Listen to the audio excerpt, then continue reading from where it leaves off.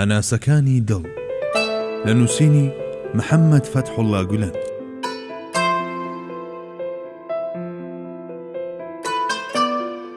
پێشەکی خوێنەری هێژە. ئەم کتێبەی بەردەستت چەند وتارێکی هەڵبژێردراوی زانای مسلمان محەممەد فەتحوڵڵا گولەنی لەخۆگرتووە. کاتی نووسرانی ئەم وتارانە دەگەڕێتەوە بۆ سەرەتای دەرچوونی گۆڤاری سزنتی لە ساڵی 1970دا و ساڵانی دواتر کە لە شێوەی سەروتاردا لەو گۆڤارەدا بڵاو بوونەتەوە. نووسەر تا ئەمڕۆژ بەردەوامە لە نووسین لە گۆڤاری ناوبراودا. هەرچەندە موتارانە لە چەند کاتێکی جیا و شوێنی جیا و بارودۆخی جیادا نووسراون، بەڵام لە نێوخۆیاندا خاوەنی یەکێتی و تەواوکارین و جیهانبینی و بۆچوونی نووسەرەکەیان دەردەخەن لەمەڕ چەندین بابەتی جۆراوجۆری مرۆیی و جیهانی و ئاینی و مێتافیزیکی.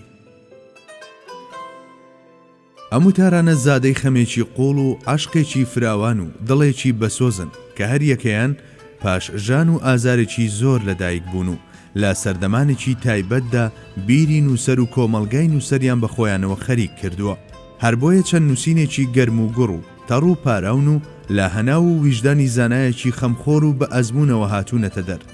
ئامانجیان دۆزینەوەی چارەسەرێکە بۆ هەموو ئەو کێشە و تەنگەژانەی کە وڵاتی تورکیا و دنیای ئیسلامی بە تایبەتی و جیهان بە گشتی پێیانەوە جیرۆدەن. کەواتە بەلاتەوە سیر نەبێ ئەگەر لە هەموو دێر و پەرەگراف و لاپەڕەیەکیدا دڵێکی بەجۆش و ڕۆحێکی پڕ لە جوانی و گیانێکی نوێ و زیندوو تیایدا نمایان بێت. محەممەد فەتحوڵڵا گولەن موسڵمانێکی جیهانیە، هەروە کوڕی کۆمەڵگەی ڕۆژهەڵات و ئیسلامە و لە باوەشیدا گەورە بووە و بە جوانیەکانی گۆش بووە و بە خەم و ئازارەکانی دڵی گوشراوە. بە هەمان شێوە خاوەنی زمانێکی جیهانیە و لە نزیکەوە ئاگاداری دوایین ڕوودا و پێشاتەکانی دنیایە و گاه ڕەخنە لەلایەنە خراپەکانی شارستانیەتی نوێ دەگرێت و گاه ڕەچەتە و چارەسەر و دەرمان پێشکەش بە زامە مادی و معنەویەکانی مرۆڤی نوێ دەکات. شایانی ئاماژەیە گولەن هەڵگیری هەمان جیهانبینی زانای گەورەی کورد سعیدی نورسیە و درێژە پێدەر و هێنەرەدی وەسێتی کاری ئیجابی ئەوە و زمانێکی جیهانیە بۆ گەیاندنی پەیام و خەمەکانی ئەو.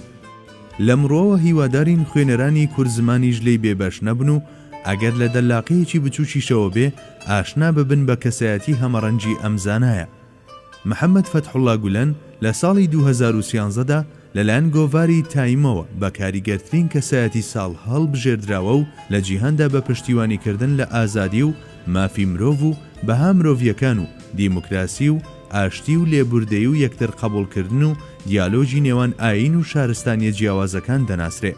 هەروەک بە هەڵوێستە توندەکانی بەرامبەر بە هەموو جۆرەکانی تیرۆر دەناسرێتەوە و ڕاستەوخۆ لە دوای ڕووداوەکانی 11 سپتێمبەر وتارێکی بەناوبانجی لە ڕۆژنامەی نیویۆرک تایمزی ئەمریکی بڵاو کردەوە و تیایدا جەختی لەسەر ئەوە کردەوە کە نە مسلمانی ڕاستەقینە دەکرێت تیرۆریست بێ، نە تیرۆریستیش دەکرێت مسلمانی ڕاستەقینە بێ. لە ناوخۆی تورکیا و دەرەوەیدا چەندین کتێب و لێکۆڵینەوە و نامەی ماستەر و دکتۆرا لە سەربیر و بۆچوون و بەرهەمەکانی نووسراون. لە ژیانی شەخسی و ڕۆژانەشیدا سادەیی و خاچیبوون و خۆ بەکەمزانین گرنگترین سیفەتێتی.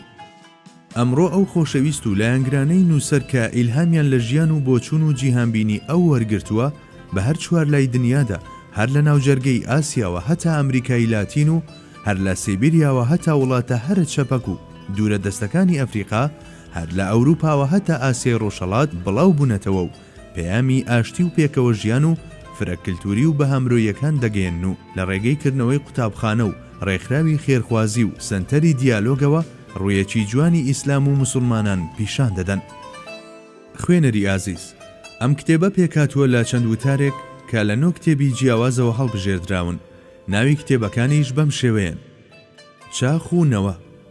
مرۆڤ لە ناوەندی گەرداوی قەیرانەکاندا، بەرەو بەهەشتی لە دەستدراو، پارچە ئاڵتونیەکانی کات، ڕۆژانی بەهار،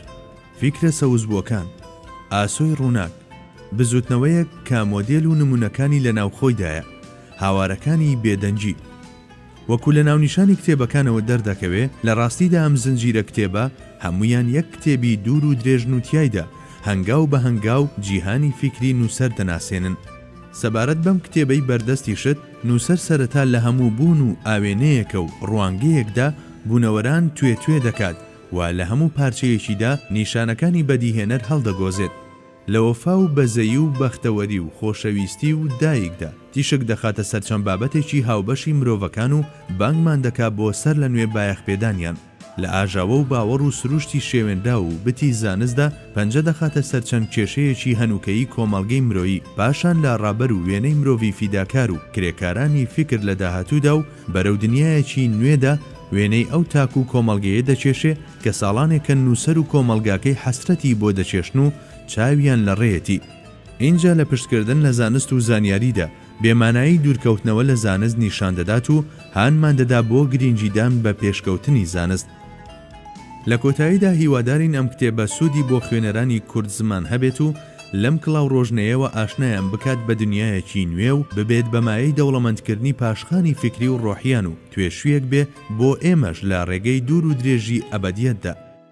سەبارەت بە وەرگێڕانی ئەم کتێبەش جێخۆیەتی دام بەوەدا بنین کە کارەکەمان ئاسان نەبووە و هەوڵێکی زۆرمان داوە بۆ گواستنەوەی ئەو خۆشەویستی و جۆش و خرۆش و شێعریەت و ژان و جوانیەی کە لە هەموو یەکێکی دێڕەکانیەوە دەچۆڕێت بەڵام هیچ کارێک بێ هەڵە و کەم و کورتی نییە و هیوادارین لە داهاتوودا کەسانێکی شیاو دەربەپەڕنە مەیدان و مافی تەواوی خۆی پێ بدەن تۆش ئەی خوێنەری هێژە بانکێشتت دەکەین بۆ خوێندنەوەی لەسەر خۆ وردی ئەم کتێبە